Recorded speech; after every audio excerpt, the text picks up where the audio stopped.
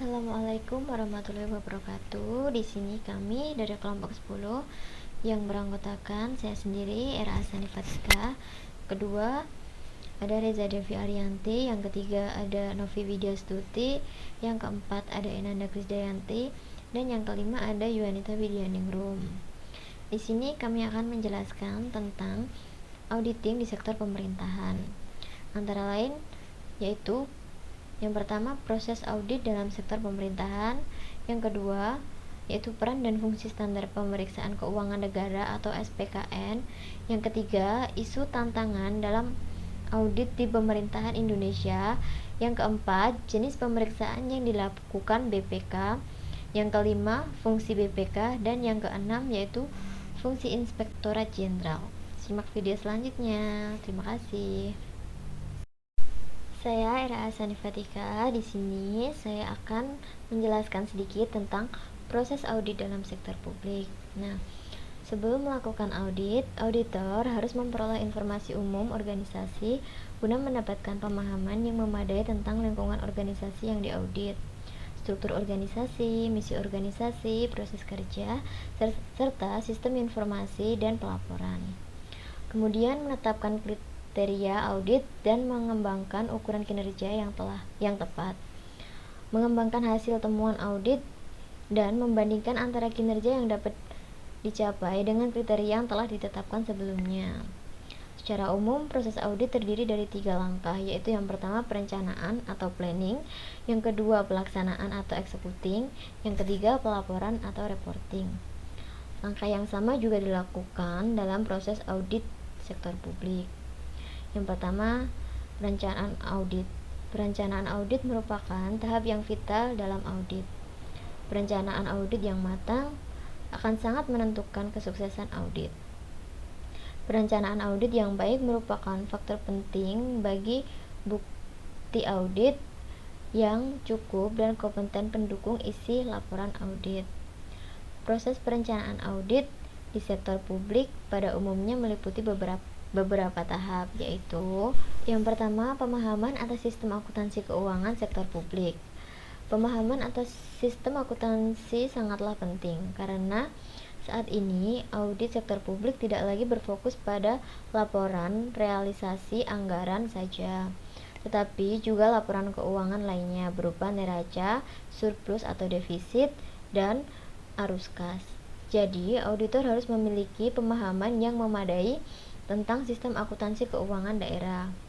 Yang kedua yaitu penentuan tujuan dan lingkup audit. Tujuan dan lingkup audit sektor publik sangatlah tergantung pada mandat dari lembaga audit yang bersangkutan.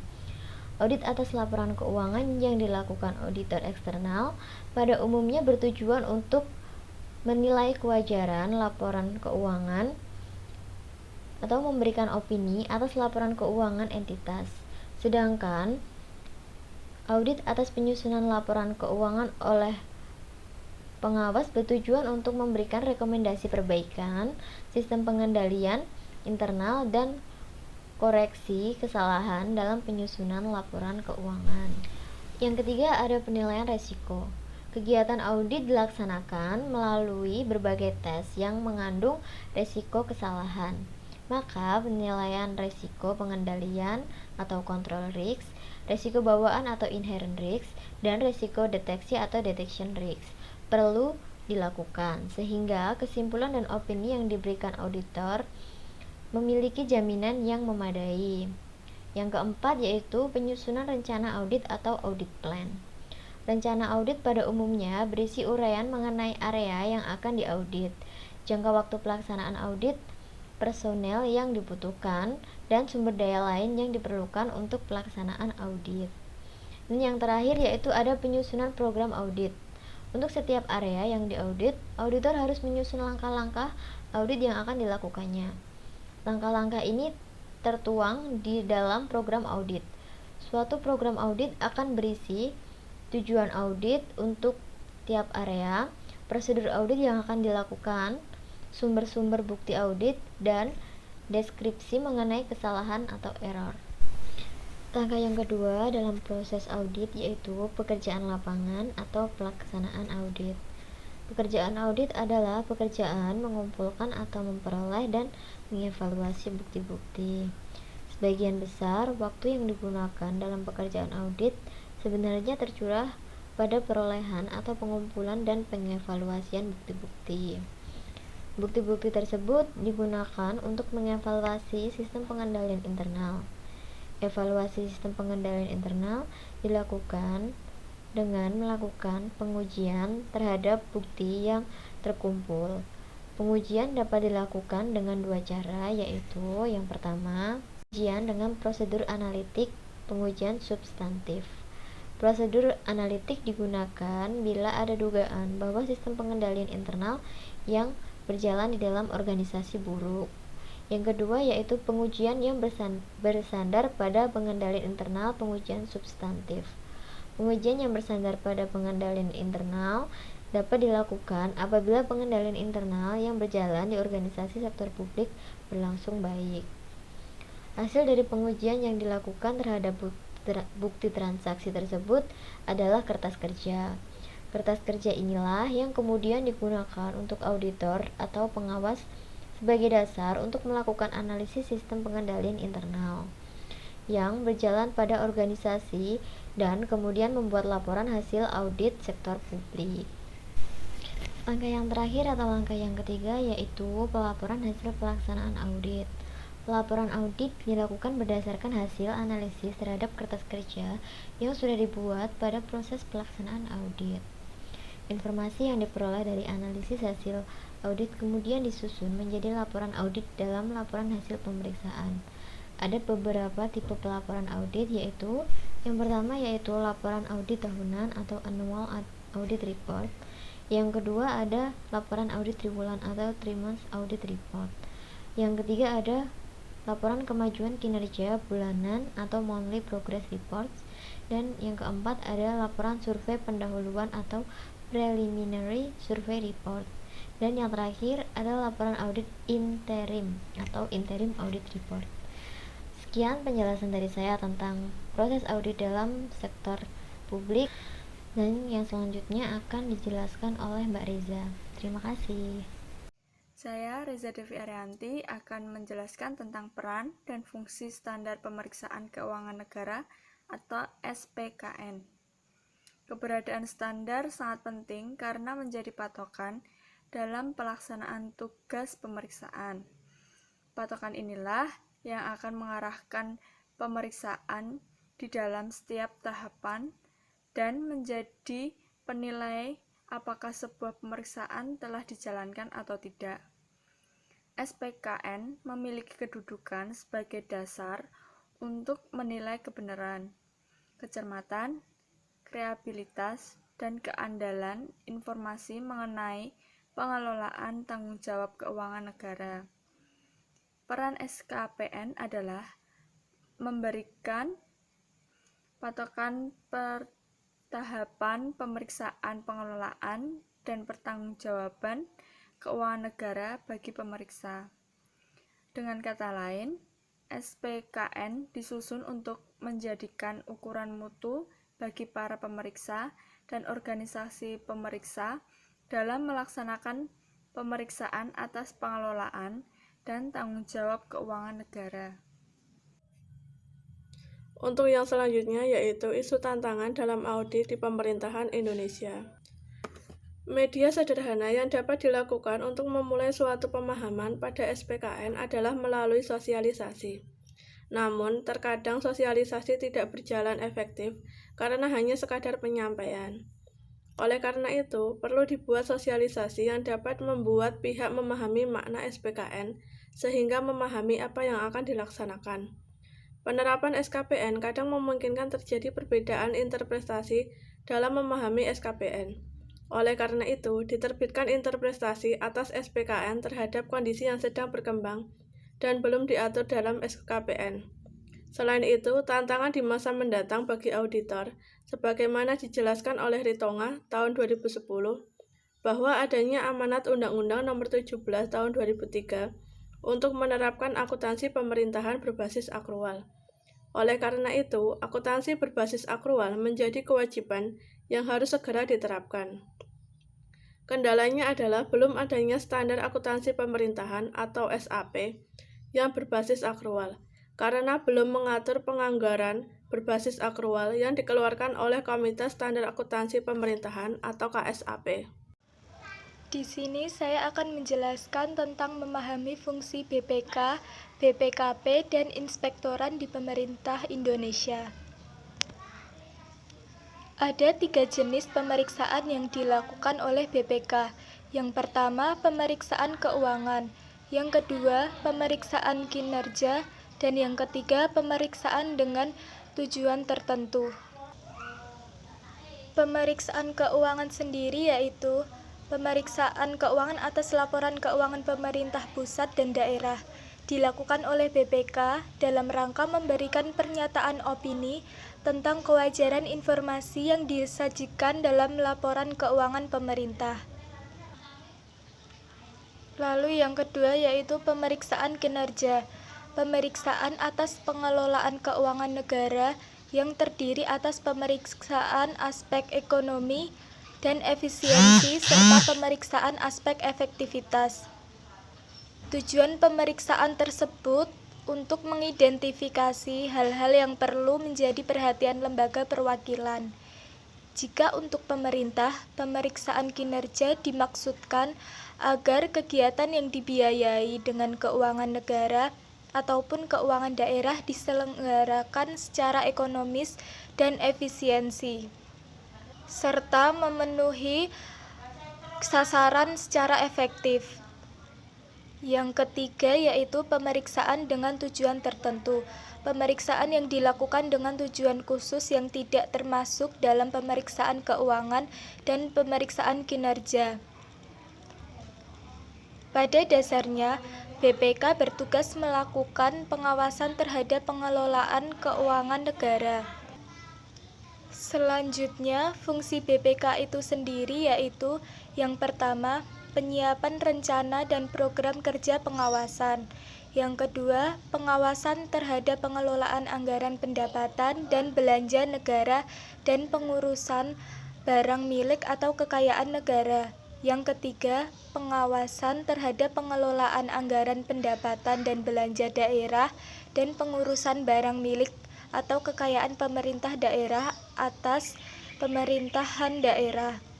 Yang keempat, pengawasan terhadap penyelenggaraan tugas pemerintahan yang bersifat strategis dan lintas departemen atau lembaga atau wilayah. Yang kelima, pemberian asistensi penyusunan laporan akuntabilitas kinerja instansi pemerintah pusat dan daerah. Lalu yang keenam, evaluasi atas laporan akuntabilitas kinerja instansi pemerintah pusat dan pemerintah daerah. Lalu yang ketujuh, pemeriksaan terhadap badan usaha milik negara, Pertamina, cabang usaha Pertamina, kontraktor bagi hasil, dan kontrak kerjasama. Badan-badan lain yang di dalamnya terdapat kepentingan pemerintah, pinjaman atau bantuan luar negeri yang diterima pemerintah pusat, dan badan usaha milik daerah atas pemerintahan daerah sesuai dengan ketentuan peraturan perundang-undangan yang berlaku. Yang kedelapan, evaluasi terhadap pelaksanaan good corporate governance dan laporan akuntabilitas kinerja pada badan usaha milik negara, Pertamina, cabang usaha Pertamina, kontraktor bagi hasil, kontrak kerjasama, badan-badan lain yang di dalamnya terdapat kepentingan pemerintah, dan badan usaha milik daerah sesuai dengan ketentuan perundang-undangan yang berlaku. Yang kesembilan, investigasi terhadap indikasi penyimpangan yang merugikan negara, badan usaha milik negara, dan badan-badan lain yang di dalamnya terdapat kepentingan pemerintah, pemeriksaan terhadap hambatan kelancaran pembangunan dan pemberian bantuan pemeriksaan pada instansi penyidik dan instansi pemerintah lainnya. Yang ke-10, pelaksanaan analisis dan penyusunan laporan hasil pengawasan serta pengendalian mutu pengawasan. Yang ke-11, pelaksanaan administrasi perwakilan BPKP. Sementara itu, Departemen Keuangan hanya memiliki satu aparat pengawasan fungsional, yaitu Inspektorat Jenderal. Inspektorat Jenderal adalah unsur pengawasan yang berada di bawah dan bertanggung jawab kepada Menteri. Mengingat beban tugas yang diemban oleh Inspektorat Jenderal semakin berat, maka dirasa perlu diadakan peninjauan kembali susunan organisasi Inspektorat Jenderal Departemen Keuangan. Inspektorat Jenderal sendiri menyelenggarakan fungsi yaitu sebagai berikut. Yang pertama, penyiapan perumusan kebijakan departemen di bidang pengawasan. Lalu yang kedua, pelaksanaan pengawasan kinerja, pengawasan keuangan, pengawasan untuk tujuan tertentu, dan partisipasi dalam pemberantasan tindak pidana korupsi dan kejahatan keuangan atas petunjuk menteri. Yang ketiga, penyusunan laporan hasil pengawasan. Yang keempat, pelaksanaan urusan administrasi dan dukungan teknis Inspektorat Jenderal. Fungsi-fungsi tersebut dirumuskan sesuai dengan peran Inspektorat Jenderal sebagai pengawas internal pemerintah. Dengan menyelenggarakan fungsi-fungsi tersebut, Inspektorat Jenderal membantu pemerintah dalam hal pengawasan kinerja, pengawasan keuangan, pengawasan untuk tujuan tertentu, dan Inspektorat Jenderal juga dapat berpartisipasi dalam pemberantasan tindak pidana korupsi dan kejahatan keuangan lainnya. Secara umum, pengawasan internal diperlukan untuk menilai faktor ekonomis, efisiensi, dan efektivitas suatu manajemen, menguji kebenaran laporan keuangan dan laporan pengelolaan, dan menilai ketaatan terhadap peraturan perundang-undangan yang berlaku. Pentingnya pengawasan terhadap sektor publik atau pemerintah adalah untuk menciptakan transparansi dan akuntabilitasi vertikal maupun horizontal terhadap pelayanan publik, memastikan anggaran dikelola secara ekonomis, efisiensi, dan efektivitas, meminimalkan terjadinya kebocoran anggaran atau korupsi, dan memperbaiki manajemen secara berkelanjutan. Assalamualaikum warahmatullahi wabarakatuh. Saya Enani Krisdayanti akan menjelaskan tentang fungsi BPKP adalah sebagai berikut. Ada 11 item. Yang pertama, penyiapan rencana dan program kerja pengawasan. Yang kedua, pengawasan terhadap pengelolaan anggaran pendapatan dan belanja negara dan pengurusan barang milik atau kekayaan negara. Yang ketiga, pengelolaan anggaran pendapatan dan belanja daerah dan pengurusan barang milik kekayaan pemerintah daerah atas permintaan daerah. Yang keempat, pengawasan terhadap penyelenggaraan tugas pemerintahan yang bersifat strategis dan atau lintas departemen atau lembaga atau wilayah. Yang kelima, pemberian asistensi penyusunan laporan akuntabilitas kinerja instansi pemerintah pusat dan daerah. Yang keenam, evaluasi atas laporan akuntabilitas kinerja instansi pemerintah pusat dan pemerintah daerah. Yang ketujuh, pemeriksaan terhadap badan usaha milik negara. Yang kedelapan, evaluasi terhadap pelaksanaan corporate government dan laporan akuntabilitas kinerja pada badan usaha milik negara. Yang kesembilan, investigasi terhadap indikasi penyimpangan yang merugikan negara. Yang kesepuluh, pelaksanaan analisis dan penyusunan laporan hasil pengawasan serta pengendalian mutu pengawasan. Yang ke-11, pelaksanaan administrasi perwakilan BPKP. Selanjutnya, saya akan menjelaskan tentang tugas Inspektorat Jenderal. Yang pertama, penyiapan perumusan kebijakan departemen di bidang pengawasan. Yang kedua, pelaksanaan pengawasan kinerja, pengawasan keuangan, pengawasan untuk tujuan tertentu, dan partisipasi dalam pemberantasan tindak korupsi dan kejahatan keuangan atas petunjuk menteri. Yang ketiga, penyusunan laporan hasil pengawasan. Yang keempat, pelaksanaan urusan administrasi dan dukungan teknis Inspektorat Jenderal. Fungsi-fungsi tersebut dirumuskan sesuai dengan peran Inspektorat Jenderal sebagai pengawas internal pemerintahan. Itu yang dapat kami sampaikan dalam bab auditing di sektor pemerintahan. Bila ada salah kata, kami mohon maaf. Wassalamualaikum warahmatullahi wabarakatuh.